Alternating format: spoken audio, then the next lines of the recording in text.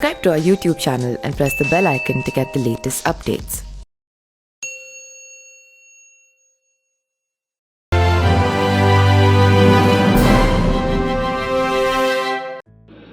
नमस्कार, मेरा नाम पिंटू सिंह यादव है और आप देखना शुरू कर चुके हैं न्यूज लाइव। दोस्तों, केंद्रीय गृह मंत्री एवं राष्ट्रीय लोक जनशक्ति पार्टी के प्रमुख पशुपति पारस ने आगामी लोकसभा चुनाव में हाजीपुर सीट से चुनाव लड़ेंगे क्योंकि यह उनका अधिकार है। साथ ही पशुपति पारस ने कहा है कि अपने भतीजे एवं राष्ट्रीय जनता दल गठबंधन राजग सहयोगी चिराग पासवान उस दावों को भी खारिज कर दिया है जिसमें उन्होंने पासवान ने अपनी मां को हाजीपुर संसदीय क्षेत्र से चुनावी मैदान में उतारने की बात कही थी।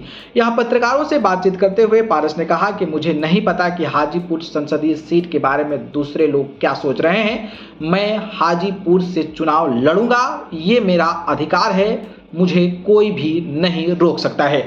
पशुपति पारस की चिराग पासवान को बड़ी चुनौती है। लोक जनशक्ति पार्टी यानी कि रामविलास के अध्यक्ष एवं जमुई से सांसद चिराग पासवान द्वारा हाजीपुर से अपनी मां रीना पासवान को चुनावी मैदान में उतारने की योजना के बारे में पूछे जाने पर पारस ने कहा कि मैं एक बार फिर से ये दोहरा रहा हूं कि मुझे इस बात का परवाह नहीं है कि दूसरे इस सीट के बारे में क्या सोच रहे हैं। आप उनसे यानी कि चिराग जमुई संसदीय क्षेत्र छोड़ने का कारण आखिरकार क्यों नहीं पूछते हैं।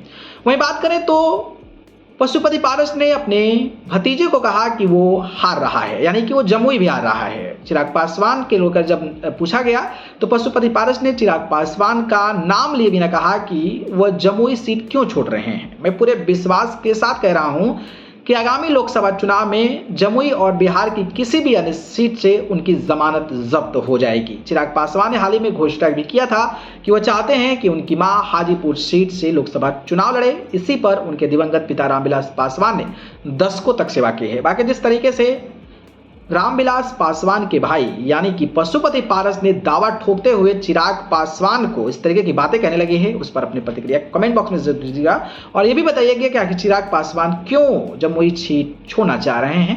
कमेंट बॉक्स में बताइएगा। धन्यवाद।